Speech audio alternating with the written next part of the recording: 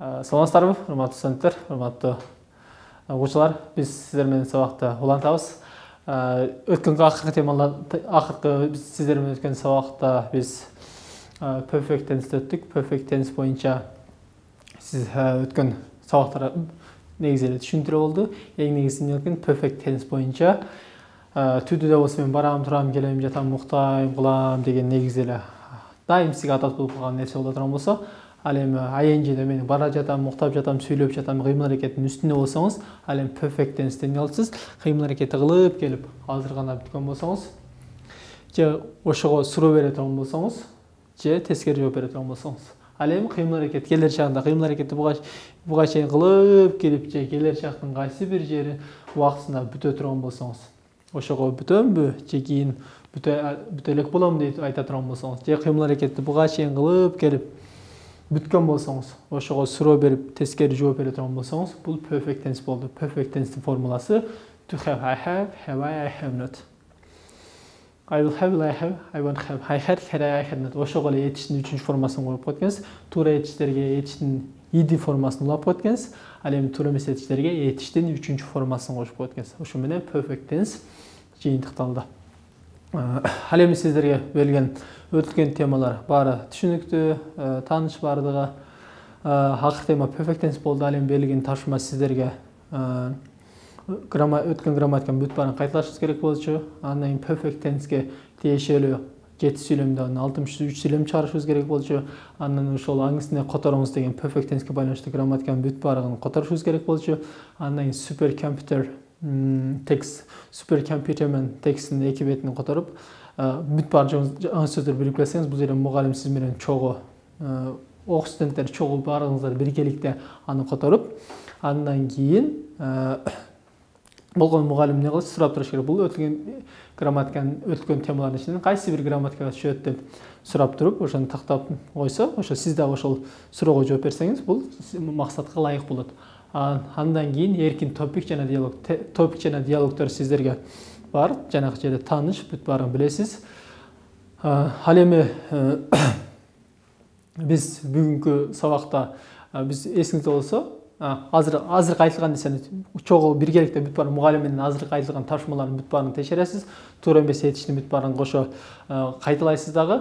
Ал эми азыркы биздин бүгүнкү өтө турган темабыз бул preposition, предлогдор деп эсептелет. Биз эсиңизде болсо биринчи into, from, I live in Osh, I go to Osh, I come from Osh деп болгон предлогдордун 3 гана негизи предлогду өткөнбүз. Ал эми айткан элек предлогдордун жалпы системасы бар деп. Эми ошол жалпы системасын бул биз китептен үйрөнөбүз. Китебиңиздерди карай турган болсоңуздар, бул китептин 96 бетин ачыңыздар. 96 бетте бул preposition предлогдор турат. Эми предлогдор бул кыймыл предлогдун өзү 4 түрү бар. Биринчи предлогдор бул кыймылдын багытын билдирген предлогдор. Мен Ошко, Бишкекке, Нарынга, Таласка барам деген сыяктуу ошо кыймылдын багытын билдирген предлогдор. Экинчи түрдөгү предлогдор бул нерсенин ордун билдирген. Ошто, Бишкекте, Нарында, Таласта, астында, үстүндө. Ал эми үчүнчү түрдөгү предлогдор бул убакыттын предлогдору. At 5 o'clock on Monday деп убакыттын предлогдору. Андан кийинкиси максат себеп предлогдору. For you, for me деген сыяктуу. Эми ушуларды биз эмне үчүн муну азыр өтөбүз себебинде бул өтө керектүү сүйлөгөндө тексттерге көп келет. Жооп бергенде көп колдонулат, ошон үчүн биз ошол предлогдорду азыр өтөбүз. Эми биринчи 96 беттеги to предлог. Биз буга чейин to предлогун өттүк. Мисалы үчүн I go to Osh, I go to Bishkek, I go to you деп, I work to you деп өтпөдүк беле? Ошол предлог. Могул жерде I go to the city, мен шаарга барам. Ошол предлог, бул предлог. Ал эми from деген бул кыймылдын чыккан кыймыл деп өткөнбүз. Are you coming from home now? Сен азыр үйдөн келе жатасыңбы? Демек, бул кыймылдын бир кыймыл аракет бир жерден чыккан кыймыл. Ал эми into деген бул бир нерсенин ичине карай кыймыл. Мисалы үчүн enter into the bus, автобустун ичине кир. Демек, бул жабык нерсенин ичине кире турган болсок, бул into болот экен. Ал эми out of деген ошол into'нун тескериси. Into десе бул бир нерсенин ичине болсо, out of болсо ошол ичкериден сыртка карай. Мисалы үчүн take your book out of your bag. Сумка китебиңди сумкаңдан бери ал. Демек out of деген нерседен чыккан кыймыл экен. Ал эми Across деген бұл бір нәрсені кесіп өту. Мысалы үшін, the child is going across the street. Бала көшені кесіп бара жатады. Демек, across деген кесіп өту екен. Андан кейін сіз индидағы түнідағы қолдансаңыз болады. Бұл осы бір нәрсенің бетіне болған қимыл. Мысалы үшін, we need to step into the platform. Біз платформаға басышымыз керек. Into деген демек бір нәрсенің бетіне болса да. Платформа деген не деген? Бұл жаңа білесіздер, трамвайлар бар, ошол трамвайларга сиз чыга турган болсоңуз, бул жакта эмелери жазып коюптур. Бул айылдар үчүн, бул эркектер үчүн, бул инвалидтер үчүн. Ошонун бетине чыксаңыз дагы инчи болот экен. Демек, эмне болду? Азыркы өткөндөрүбүз бул нерсенин багытын билдирген предлогдор. To деген багыт, from деген чыккан кыймыл, into бир нерсенин ичине, out of деген нерседен чыккан кыймыл экен. Ал эми into деген бир нерсенин бетине, across деген кесип өтөт. Демек, бул кыймылдын багытын билдирген предлогдор болду. Андан кийинки предлогдорубуз бул нерсенин ордун билдирген предлогдор. At деген бул бир нерсенин жанында деген. Мисалы үчүн, there is a bag at a table. Эми сумка столдун жанында турат. Демек, at деген bir нерсенин жанында деген билдирет экен. Андан кийин at'тин экинчи мааниси бул процессте болсо. Мисалы үчүн, I am at a lecture. Мен лекцияда турасыз. Лекция процесс жүрүп жатат. Же I am at a university. Университетте сабак жүрүп жатат. Демек, at деген bir нерсенин жанында абалда турса, жана дагы процессте болсо дагы бул at деген колдонулат экен. Ал эми in деген бул bir нерсенин ичиндеги. I am in Osh. Мен Oshtомун. I am in office. Мен офистемин. Бул башында өткөн предлогдордун бири. Ал эми on деген нерсенин үстүндө. Мисалы үчүн айтпайбы? There is a pen on the table. Ручка партанын үстүндө турат деп. Ошол өн, ушул өн. Ал эми under деген бул алдында. The dog is under the roof. Under the tree. Ит дарактын алдында. Демек, under деген алдында болот экен. Ал эми in front of деген каршысында. Мисалы үчүн, there is a board in front of students. Доска студенттердин карама-каршысында. In front of, напротив, карама-каршысында болуп турган болсок, in front of дегенбиз. Ал эми behind деген аркада. The board is behind of the teacher. Доска мугалимдин арка жагында. Behind деген экен аркада. Ал эми around деген тегерегинде. Мисалы үчүн, ал сиздер отурасыздар, турбу? Сиздер отурасыздар. The students are around of the table. Студенттер партанын тегерегинде. Around деген тегерегинде, айланасында. Between деген ортосунда. For example, азыр сиз отураса, сиз отурган жерден сиз менен сиздин ортоңузда эмне отурат? Китеп турат. Эмне? There is a book between two students. Ал жерде эки студенттин ортосунда китеп турат. Демек, between-ин ортосунда экен. Демек, at деген бир нерсенин жанында турса, жана дагы процессте боло турган болсо, at дейткенбиз. In деген бир нерсенин ичинде экен, on деген үстүндө, under деген астында экен, in front of деген каршысында экен, behind деген аркада, around деген тегерегинде, ал эми between деген ортосунда. Демек, азыркы өткөн предлогдор бул нерсенин ордун билдирген предлогдор болду.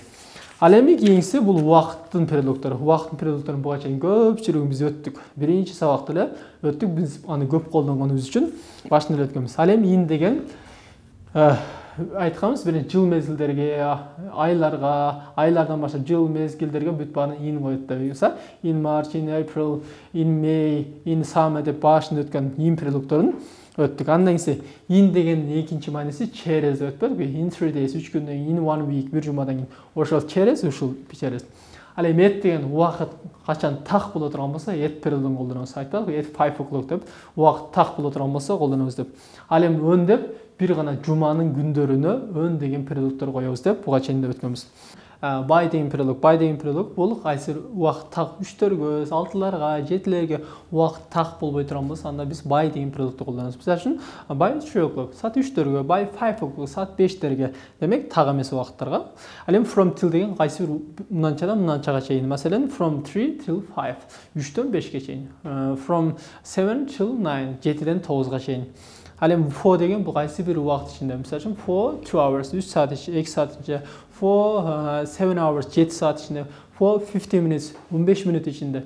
За деп, орысында за 3 дня, за год деп айтабыз го. Ошол бул аңгысындагы for. Ал эми during деген бул кайсы бир убакыт окуя ичинде. Мисалы үчүн, during World War I, дүйнөлүк биринчи согуш учурунда, during lesson сабак учурунда, during meeting жолугуш учурунда. Демек, during деген кайсы бир убакыт учурунда экен. Ал эми after деген кайсы бир окуядан кийин. эсиңизде болсо биз буга чейин өткөнбүз. Before after деп до после деп туруп жанагы семиз аял анан кийин дары ичкенден кийин арык аял деп эсиңизде барбы? Ошол до после after before ушул экен. Демек after course курстан кийин ал эми before meeting жолугушка чейин. Демек биздин азыркы үйрөнгөндөрүбүз убакыттын предлогтору болду. In деген жыл мезгилдерин жазында, күзүндө, жайында, айларды эткенбиз. Ал эми in деген экинчи мааниси бул через деген маани билдирет экен. Ал эми et деген через кийин деген, in деген et деген убакыт так боло турган болсо, on деген жуманын күндөрүнө коюлат экен. By деген кайсы бир саат 3-төргө 4-төгө деп болжолдойт экенбиз. From till кайсы бир убакыттын бөлүгү экен. Мынчадан мынчага чейин. Ал эми for деген кайсы бир убакыт ичинде саат 3 саатта 4 саатта деген, during деген окуя ичинде, ал эми after деген кайсы бир окуядан кийин, before деген кайсы бир окуяга чейин, же бир нерсеге чейин. Ошо менен убакыт предлогу бүттү. Анан кийин акыркысы бул максат себеп предлогу. Максат себеп предлогтору деген бул эмне үчүн дегендей да. Мисалы үчүн about деген жөнүндө. About this country бул мамлекет жөнүндө, about you сен жөнүндө, about me мен жөнүндө. Демек about билесиздер. Ал эми with деген менен деген. With pen, with you, with my country, with our lesson, with деген менен. Ал эми ошонун тескериси бул without you, without sugar, эмеси кум шекерсиз. Ал эми for деген үчүн, for you, for me, for my country, because деген себептен. Because I like it, right? Андан тышкары because of деген кайсы бир себептин айында, мисалы үчүн because of money I am working. Акчанын айында мен иштеп атам. Ал эми because of the money we go to other country, или because of this situation I am like this I am like this situation да. Ушул ситуацияда мен ушундай ситуациядамын. Ал эми beside деген бул бир нерсенин сырткары. Beside this man бул адамдын сырткары. Beside this lesson бул сабактан сырткары. Демек эмне болуп тур? About деген бол жөнүндө экен. With деген менен экен, without деген без да, бир нерсесиз. Ал эми for деген үчүн, because деген анткени, because of деген бир нерсенин айынан болот экен, beside деген сырткары. Демек эмне кылдык? Биз азыр предлогторду өттүк. Предлогдун 4 түрү бар экен. Биринчиси бул кыймылдын багытын билдирген предлогтор, экинчи багыты бул нерсенин ордун билдиргендер, кийинкиси болсо нерсенин убактысын билдирген предлогтор, андан кийин максат себеп предлогтору. Ушу менен биз предлогторду өттүк. Ал эми сизге эртеңки тапшырма өтүлгөн грамматиканын кайсы жерине такалсаңыз ошону кайталаңыз, күнүгө кайталаңыз. Эжеке мугалим дагы сизден bundan baş tübiden beragın sizden arjeden sorap turat. Tuura эмес этиштери баштаңыз. Аңгысына которуңуз деген нерсени которолбаган болсоңуз, аларды которуңуз бардыгын аянына чыгарыңыз.